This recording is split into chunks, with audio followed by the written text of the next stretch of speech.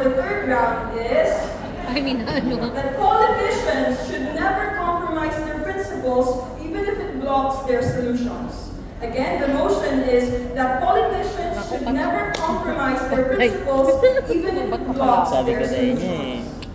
Okay, paano yan? 2 months din talaga ang sagot ko dyan. I don't know if there will be any debate. But we have what we call types. There are 2 types of compromises that we don't want. But compromise in general, saying hindi ka nagko-compromise, hindi yan possible. If you are a political animal, you really have to compromise. You have to retreat sometimes. If the odds are so high, hindi naman pwedeng atake ka ng atake, hindi ka atras, right? So, denying in general and in advance of particular situation, the possibility that you will compromise ay hindi possible. It is not possible. And to say that you won't compromise at all is either you're lying or, you are not politically savvy and you will not survive whatever endeavor in the political field that you're in. There are only 2 types of compromise, and I would say there are actually 1, but there are 2 types of this 1 type of compromise which is not allowed for us. We don't want any opportunistic compromise. And we categorize opportunistic compromise. We are for principled compromise. Principled compromise is a situation wherein, for example, merong halimbawa hold-upper na tumutok sa iyo ng baril at sabi sa iyo, bigay mo sa akin ang pera mo. At yung perang yun ay pinagkatiwala lang sa iyo. Pinagkatiwala sa iyo ng iyong boss na pinagtatrabahuan mo. Pag binigay mo sa kanya, nawalan ngayon ng pera yung employer mo. Ano ngayon ang choice mo? Ibibigay mo ba o hindi? And kapag binigay mo, it's a compromise, right? Because tinutukan ka ng baril. And it is a principled compromise. You will give that to save your life. It is for a higher purpose.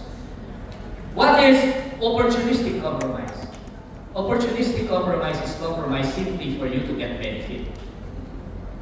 Tapos meron kang sinasakripisyong principle. And we categorize this into 2. There is what we call right opportunism and left opportunism. That's what we believe in. Ang right opportunism is talagang ibibenta mong prinsipyo mo para lang makakuha ka ng mga concession. Left opportunism is about you. You actually, yung umaatake ka lang, atake nang wala kang tinitingnan na kondisyones na favorable sa iyong atake. Those are the only types of compromise we don't want. But definitely, I will not assert in general that politicians must never compromise at all. And I don't know if there's going to be debate on that. Wow. Yes, sir. So, thirdly, we agreed on being the opposing side. But before I would present my arguments, I would like to read the speech that a partner gave to me. So, I'd like to say that politics is often called the art of compromise. This is especially appropriate for any democracy because politics without compromise is merely a shopping match. The shopping matches do not build roads, send children to school, or fund hospitals. They leave citizens stranded in gridlock. Now, a brief history on this: the Philippines itself exists because of compromise. In 1998, Emilio Aguinaldo's revolutionaries could not defend Spain's forces alone, so they worked with the Americans, another Banyaga. Now, Filipino politicians love to boast about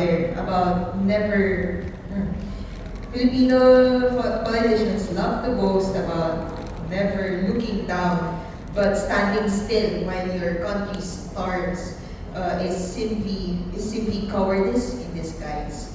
I believe real strength lies in swallowing one's ego for the greater good.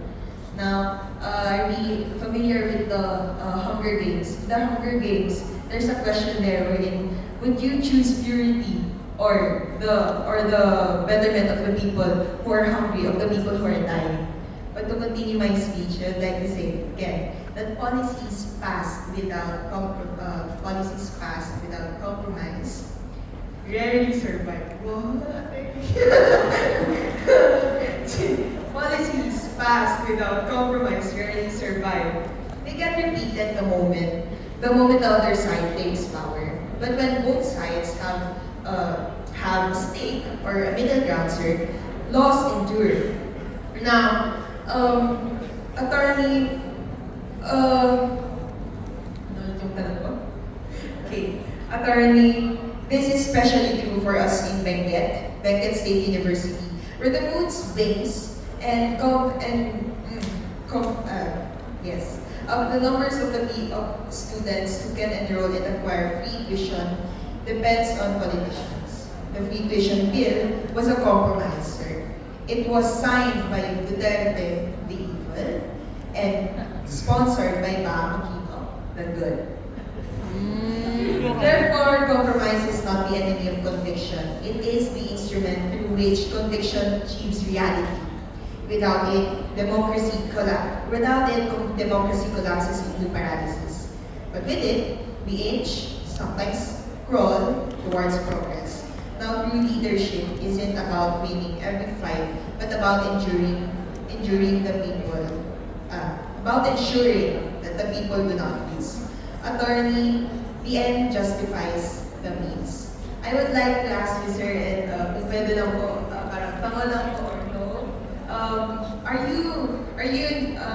do you think that the position of Senator Bam Aquino is crucial in the Senate body? Crucial, sir. Bumili ng crucial, guys. Crucial po, yung important talaga. Well, it's a general statement. It is crucial. Of course, it's crucial that he is in power and he would be able to introduce laws that are important, that will benefit many. It's crucial in that sense. That's why it needs to be on a case-to-case basis, depending on the context. For example, let's make it more inviting of debate. Sige, let's make the question. Ako magtatanong ng tanong. Sige, ganito. Ito ako magtatanong and that's why so that we can have a debate. Is it good compromise for, I will not name a name, okay? For example, forces in our country, in this context we're in, ang panawagan natin lahat ay panagutin si Marcos at si Duterte. And there are other forces saying, let's protect Marcos. Let's not allow this protest to get out of hand to such an extent that Marcos ay maging accountable. And the argument is, if Marcos becomes accountable, nawala siya,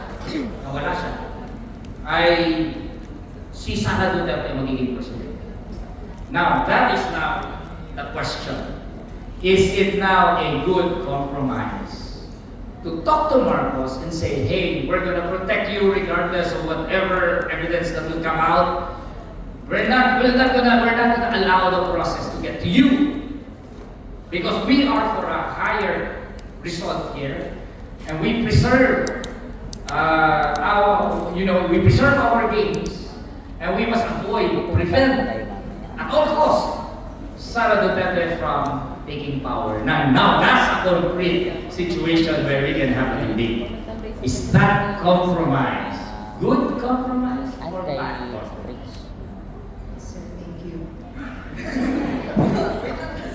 So, anyway, sir, I'd like to answer that by saying that we're presenting compromise here as not black and white, what is good and what is bad. Although I am very in favor of removing one, but if it means na parang yung sinasabi niyo po na may mag-burn out na naman na bago, it could even be something worse. I would like to say na if that gives at least half ng gusto ng taong bayan or half ng interest ng taong bayan, if that would allow half ng kailangan ng taong bayan. Like, for example, sir, I'd like to say, I'd like to take an example sa sinasabi ko, kahit na half lang yung mabigay sa atin. For example, yung pag-agree ni Bama Aquino Senator Bama Aquino and Senator Joe Pangilinan for the majority block, sir, na it may have went against Senator Sal Tiveros or yung prinsipyo nga nila. But sir, it gave productivity. It gave opportunity for at least kahit konting opportunity lang for the interest of people to at least may mangyari man lang.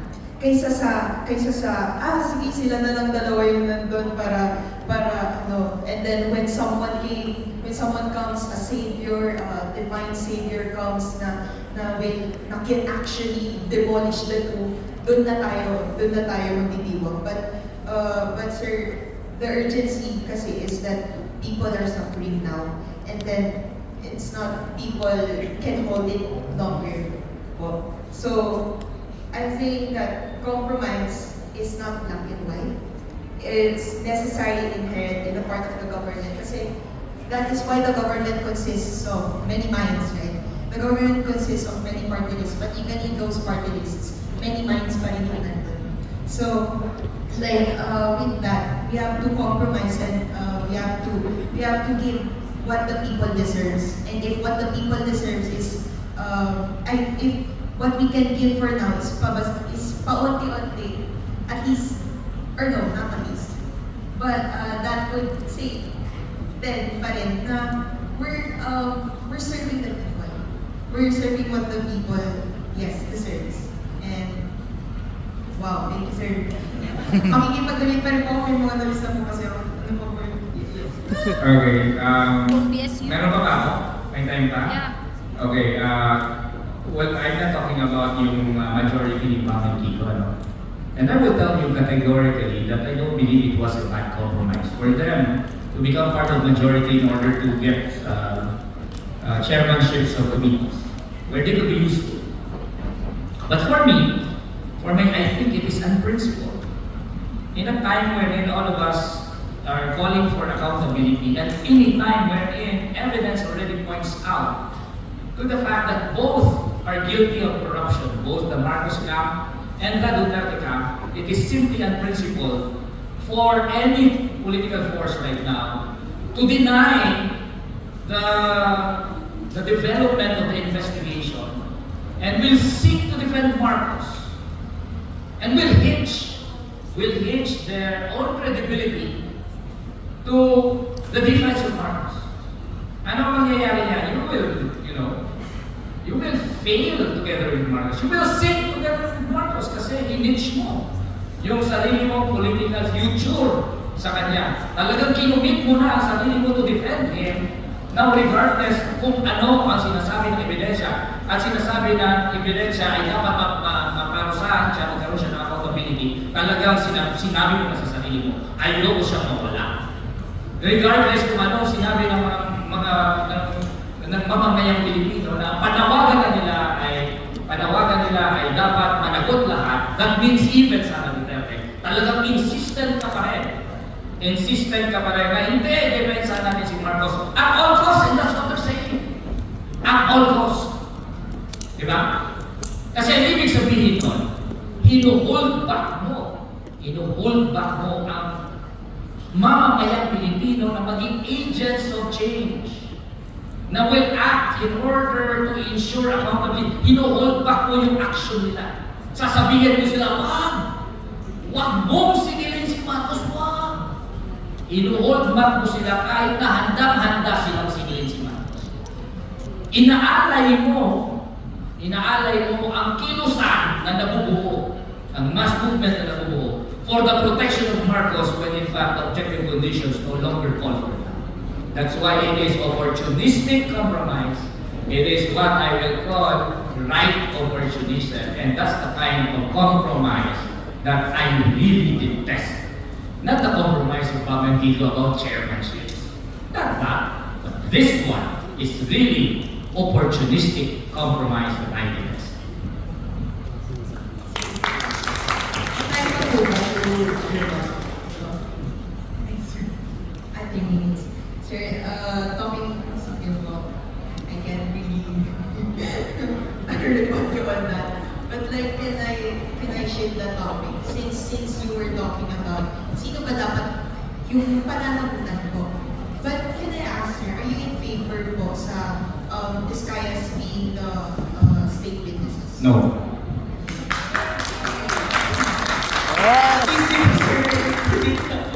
So sir,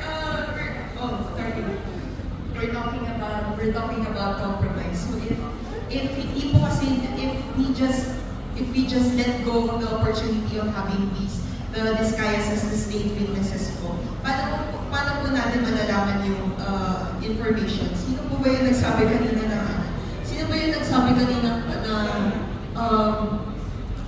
pag, I think it's Kuya Mario, pag namatay itong mga politicians, pag namatay itong mga proven guilty politicians, is we would have no chance na to get the network, to get the sino ba yung pinuputo or paano ba nila ginagawa yun. Same po with the Vizcayas. But if we just let go of the opportunity, sir, of the opportunity of having them as state witnesses, how would we know how would we bring justice to the people with the information that they would give kung yun na parang according sa list, pero sila yung pinakamarami ng contracting companies, no? Yes. And yeah. Okay. Miskin mo tayo, sir.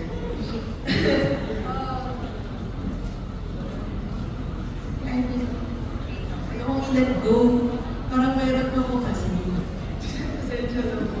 But, if we're talking about opportunistic compromise, and yun nga po yung sinabi ng tayo yun, I think good po yung magsastand yung compromise na at least it would give the people just kahit opening of justice, opening of hope na meron na tong evidence na to, even though naman na maging state witnesses sila, nakakulong pa rin sila.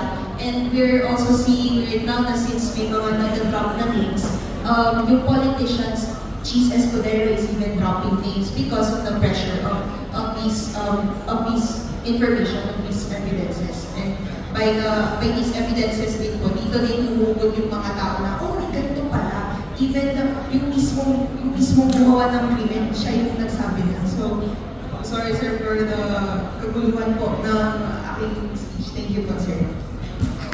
Wala ka ang mundo, di ba? You have the last word. Okay, so we've heard powerful arguments on both sides. The reality of political compromise and the debate reminds us that